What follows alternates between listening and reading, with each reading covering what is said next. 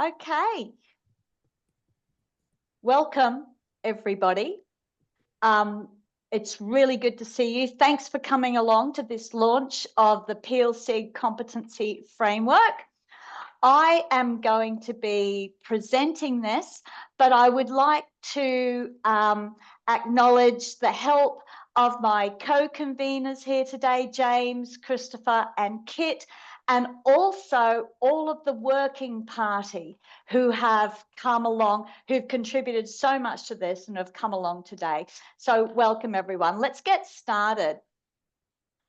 Okay, to begin, I would like to acknowledge with respect the Aboriginal and Torres Strait Islanders, the first people, the first educators, and the first innovators in the land in which I'm teaching today. I'm speaking to you from Wilgarukaba lands. These are the Canoe people whose lands take in the Coral Sea and around Magnetic Island. So, today, we are going to give you a quick background to how this framework was created. We're going to give you a quick overview of the framework, but I want to allow plenty of time for you to play with it yourself and explore and consider how you can use it yourself. Okay, so to begin, what was the issue? To recap, for those of you who are new to this field, PEAL, post-entry academic, post-entry English and academic language, refers to the language and communication skills that students need after they begin their studies in higher education. So this is a significant challenge.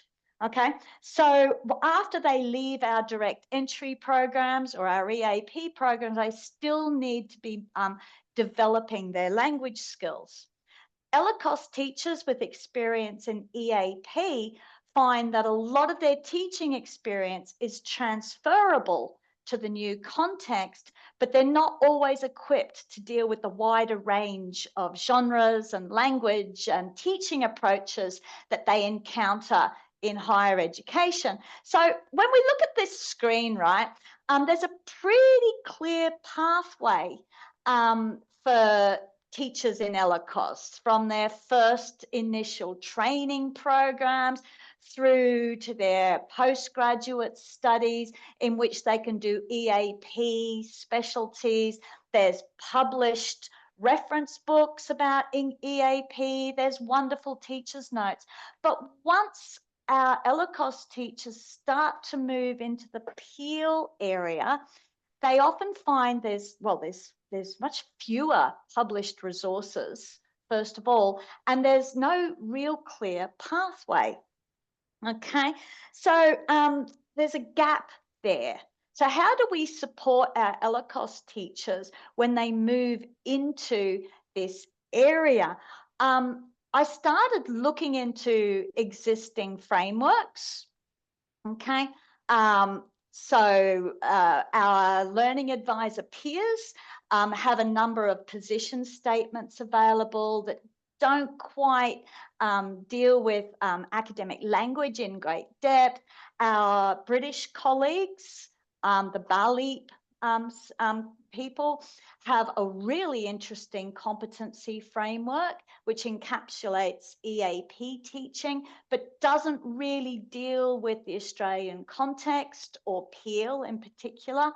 And then the English Australia framework that already exists is excellent, but doesn't really deal with the sort of specialized sort of nature of PEAL teaching. So as a group of conveners, we decided we'd do something about this. So this has been ongoing since like 2023. It's taken quite a while to get to this stage. After we discussed the fact that there is no clear development pathway for PEAL practitioners, we started discussing and planning. I developed a workshop for my team at the time. I was at Charles Darwin University working with a team of learning advisors who had all, they were all COVID refugees. They were all ex-ELICOS EAP teachers who found themselves in the PEAL space. We did a workshop and started brainstorming what are the skills and competencies needed by PEAL practitioners. We then, after that, I did an online webinar for English Australia, and I got more input from the participants of that webinar, and we asked for people to join a working party to start developing a framework. Okay. After that, I got more input from ELICOS educators through doing a presentation at Queensland PD Fest, and the larger working group started meeting monthly to discuss and collate all of the ideas we'd gathered and to start drafting descriptors. Okay. By October last year, we got to the stage where we could break into a smaller group and start redrafting and honing the descriptors. And then this year we've been it's been sent to the designer to be put together, and we've done, you know, some more work on editing and glossary writing, leading to today. So this has been quite a long process of getting input from a range of people and turning this into a framework that can guide people's professional development. And at this point, I want to thank everybody in the working party who has contributed so far. As you can see, there's been people from a range of different universities and a range of different PEAL positions or adjacent positions who have brought a lot of experience and insight into this framework. So thank you very much to everybody who's been involved. Okay, so in a nutshell, this is the background to how we came to introduce the framework. So let's have a look at what it looks like. We decided to base the framework on the existing English Australia framework because, I mean, I personally think it is really well written and really useful. We don't need to reinvent the wheel here. What we do want to do is extend on it so that anybody who is working in the ELICOS industry and then finds themselves moving into the university space can build on what they've already achieved. So it looks something like this. The original framework has 9 domains. We've retained those domains. This is an example of just domain 6, okay, content knowledge. Each domain has been divided into areas of competency. Okay, so far so good. So this is what the original had. The original categorized the knowledge and the competencies from foundation level through to lead, which offered a lovely pathway for new ELICOS students, teachers. We assumed that anybody who's moving into the PEAL space is probably at the accomplished or lead phase of their careers. I couldn't see many examples where somebody earlier in their career would be sent off to go and teach a bunch of law students how to write a case note, for example. So that was our assumption. So the assumption is everything in the original framework equally applies to the PEAL context. So we asked ourselves the question, what skills or knowledge do PEAL educators need that have not already been captured in the original? And this is where the PEAL competencies come in. When you go to the framework, you will see that the PEAL competencies had been placed to the right.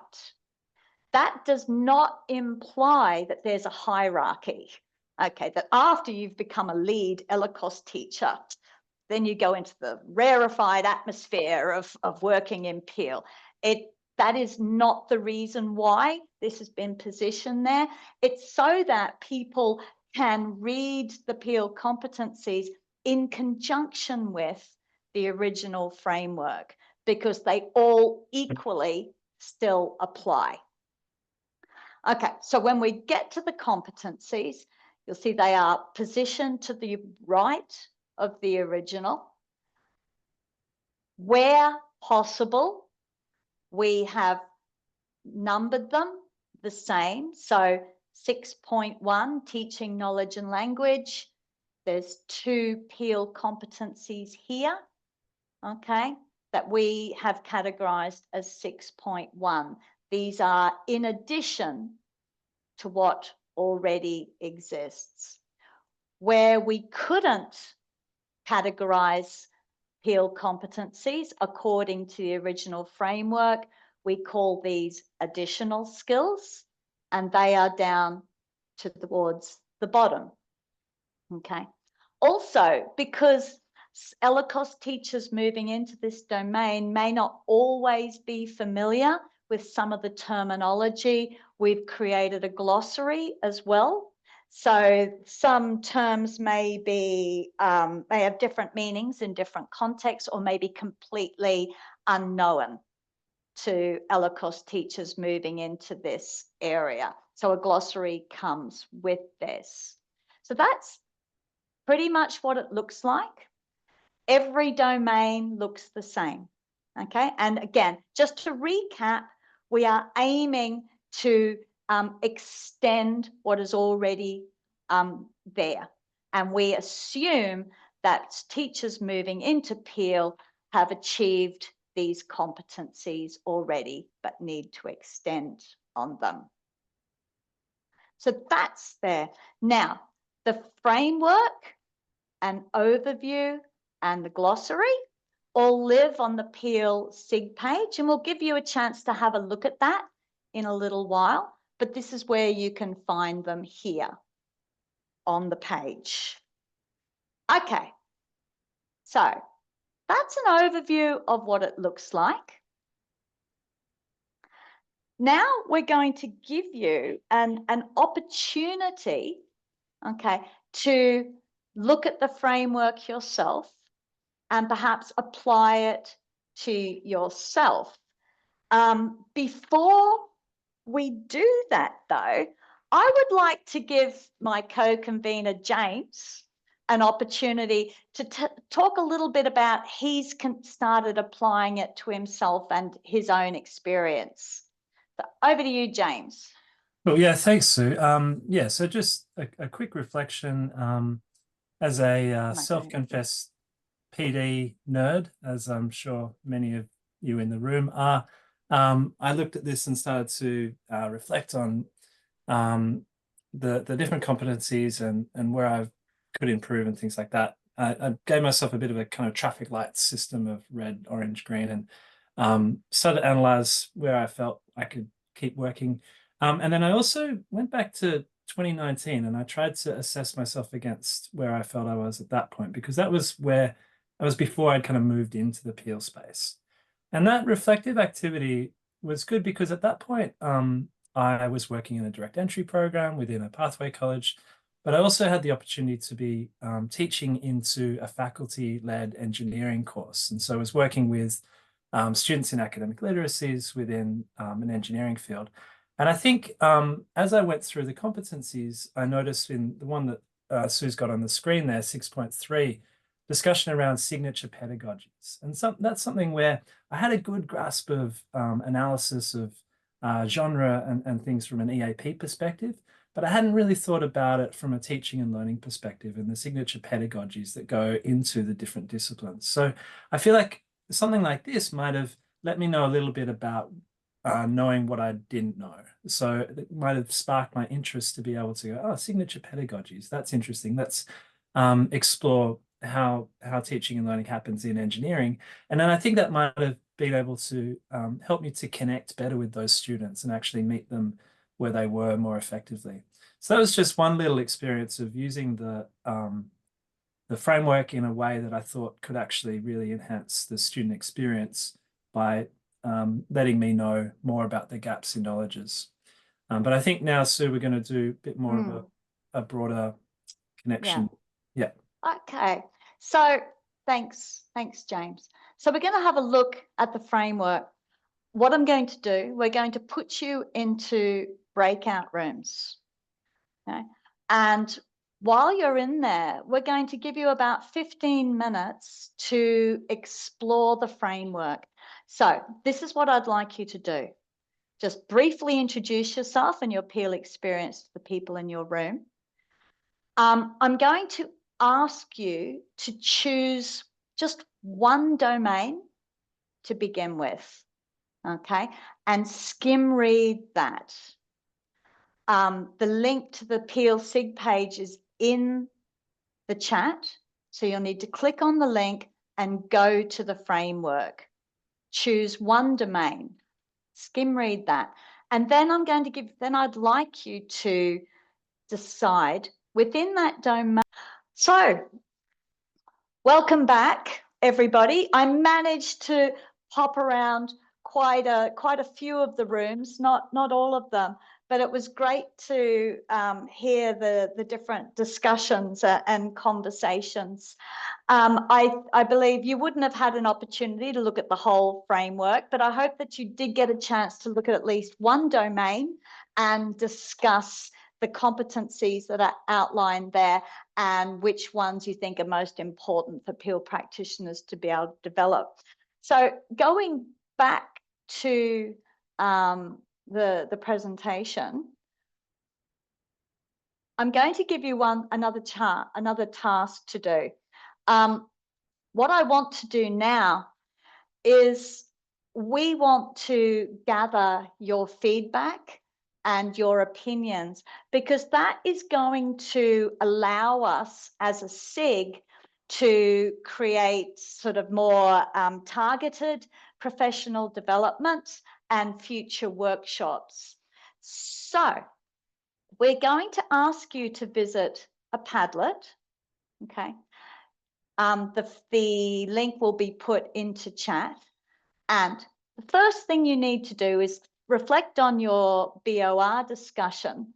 Look for the domain that you focused on. I imagine most of you only focused on one. And you will see all of the competencies. I would like you to just give a vote for the one that you think is most important for a PEAL practitioner.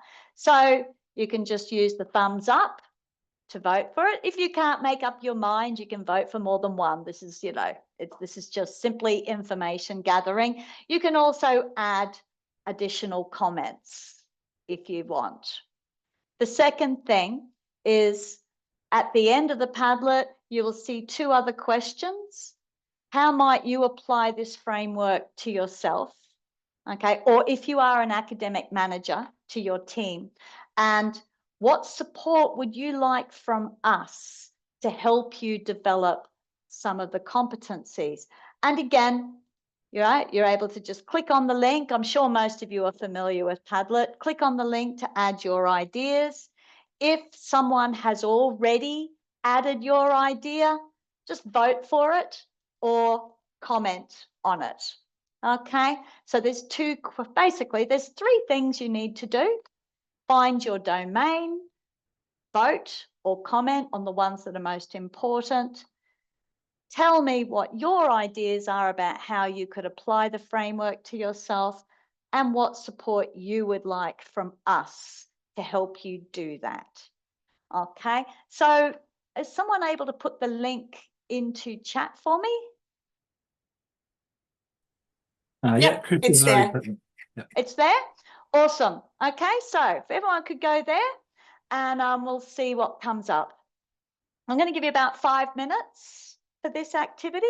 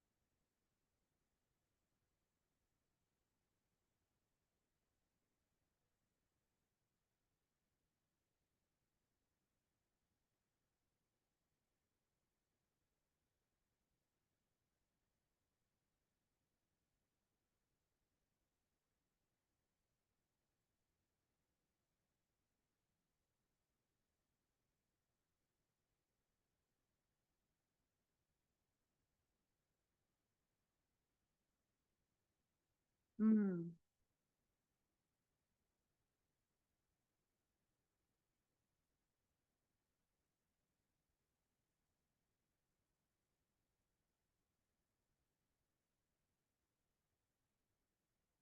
Okay, it's good to see some ideas starting to pop up about how you might apply the framework and what support you would like.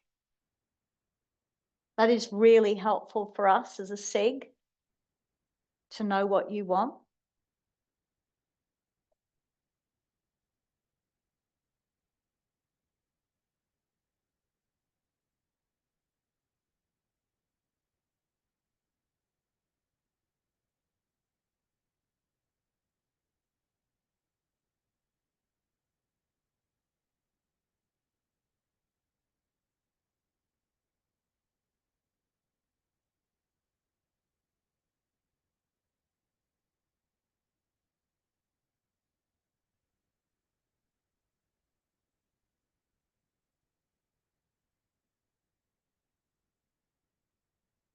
Mm.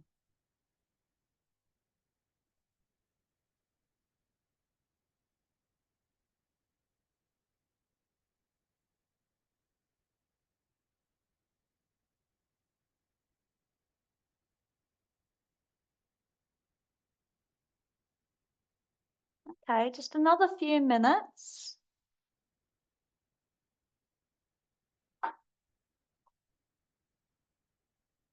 Mm.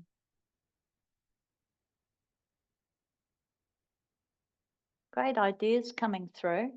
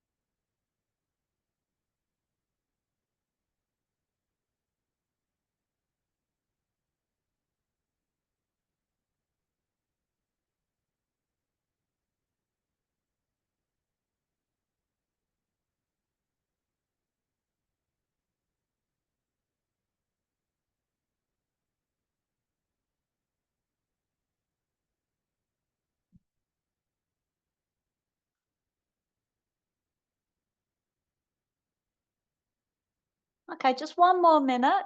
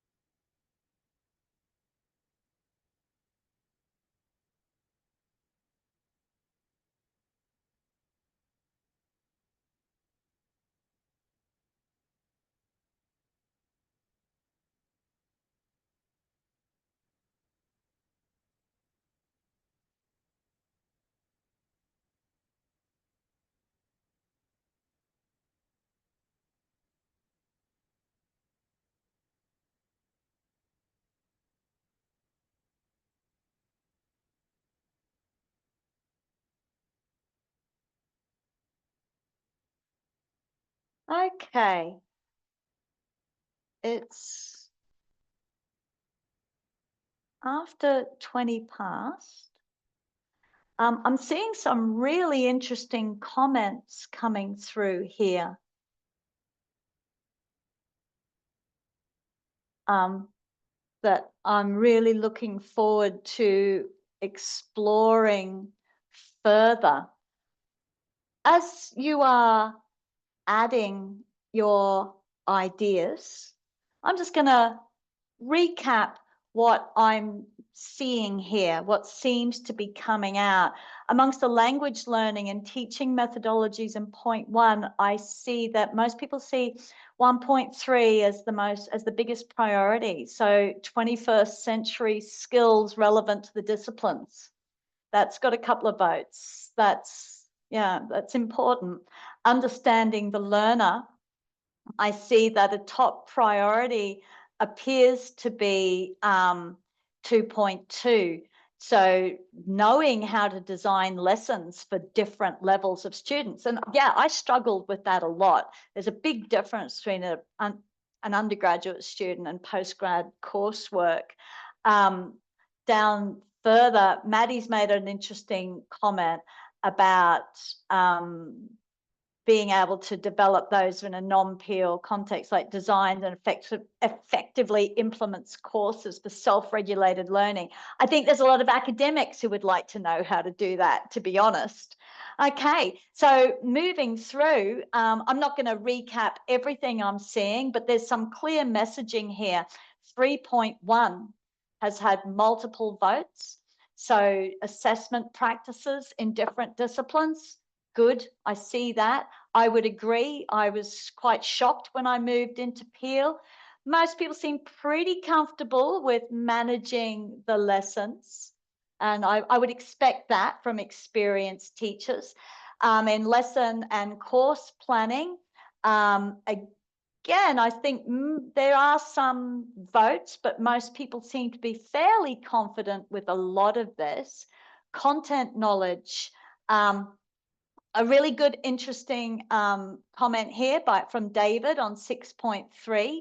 So genre analysis for designing lessons for different disciplines. Yes, it is really important, but it's also important to EAP programs as well. And I would agree with that. All right, so I'm seeing a lot of discussion around 8, professional engagement, and I'm looking forward to reading some of this a little more. Okay, yeah, and Rowena's comment about the acronyms. We've started a glossary to help people get their heads around these acronyms. If you happen to see some gaps in the glossary, please share, because we will improve it, because we don't always know what you don't know. So it's really helpful for us to learn more. Intercultural communication, the hidden curriculum seems to be getting a lot of votes.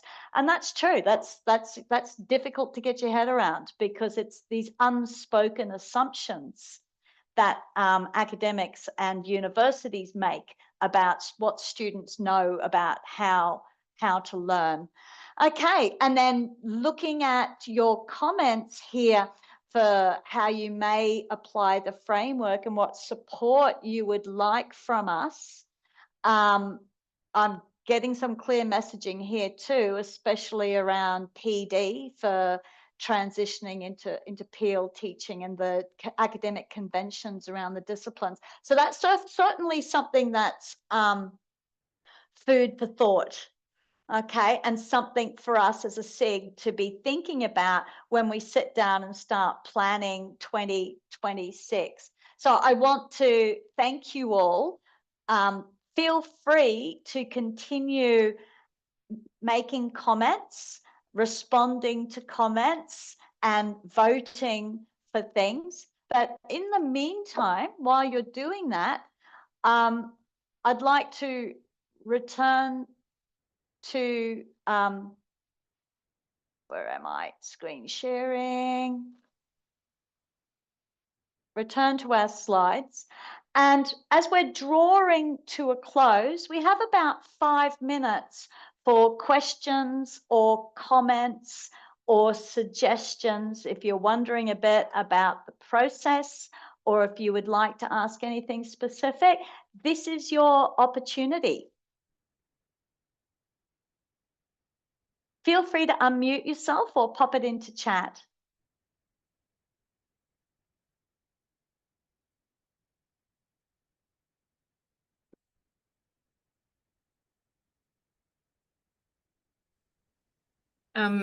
So something that came up in our group is when we were looking at choosing what's the most important. But I guess if you are coming from the perspective of someone who is starting out in the PEAL space, then there are some things that would be important to focus on. But if you're in the sort of English language teaching space, that they're not really feasible to engage with, sort of demonstrating how well you work with students at undergrad, postgrad, and research levels isn't really a competency that, if you don't have those students in your classroom, that you're not going to be able to develop. So we were going back and forth on, do we focus on something that we see as important to focus on as a kind of a pathway, or forward? So we were sort of choosing things that we thought would be easier to do in Yeah, okay, that's a really good point, Molly. Yeah, probably something I didn't think through at the time, because if you are moving into PEAL, or you're teaching EAP and you have aspirations to move into PEAL, there are competencies that you really can't develop until you're there and in the space and applying. There might be things that could be useful to know, like beforehand, that could be sort of helpful for you. I'm thinking, Kit, you regularly have teachers who have got a lot of direct entry EAP experience, who then find themselves being thrown into an EAC and being quite bamboozled by the fact that they can turn up or not turn up, and and finding that really disconcerting. So but you're not going to know that until you get in. So I wonder what we could do as a SIG to help people prepare for that kind of change. I don't know, what do you think, Kit? For me, Sue, the biggest thing with that transition, coming from a direct entry teaching background or an EAP teaching background into a concurrent support role where your students have got lectures in the morning and they're either a little bit interested, very interested, or not interested at all in coming along to concurrent support, that is a challenge. But for us in our group, we focused mainly on 6 and the sorts of knowledge that are embodied in that part of the framework. Knowledge of genre within the disciplines, but more importantly, the ability to analyze the language within that genre without getting bamboozled by the content words, by the engineering words, the law words, the medicine words, to still be able to trust your instincts as a language teaching professional and say, okay, I don't know what an encephalogrammogram is, but that's okay, I don't have to. My students know that. I know stuff about writing that they don't. So that's where my role comes in. Okay. All right, so perhaps first, so I think, Molly's point is true. We can't really be helping students sort of get to grips with certain differences. They just need the experience. But as a SIG, we could potentially be helping with professional development for, like, as you said, not being bamboozled by the science, and learning how to unpack discourse and develop writing skills when you don't necessarily feel comfortable with the content necessarily. And as Meredith just popped into chat, an EAP teacher may not be able to work with discipline experts, and that's something to do. Okay, look, it's 4:30, so we do need to bring this to a close. And I want to thank you for coming along to learn a little bit more. I want to thank again everybody on the working party who was so helpful. We really appreciate this. And also the new SIG members, Kit and Chris, who's come in quite late and have still been contributing anyway. James has been there from the beginning, so thank you so much. Just one last thing before you all disappear. There's a conference in December in Townsville, the Academic Language and Learning Conference. And if you are interested in academic language and learning more about working in the PEAL space, have a look at this. It could interest you, and there's a discount for English Australia members. And also, thank you very much for your ideas. Go back to Padlet if you can think of something that you would like to add later. And I appreciate your coming along today. And also Sophie, thank you so much. You have been a rock and amazing support all the way through this. Pleasure. I just want to chime in and thank you, Sue, as well.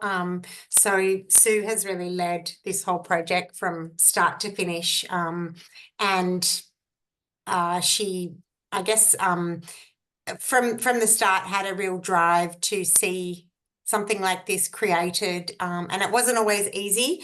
It took a lot longer than we thought it would take. And Sue kind of kept everybody interested and engaged in the project along the way. And congratulations, Sue, because I think what we've produced as a SIG and as a committee is an incredibly important and useful framework.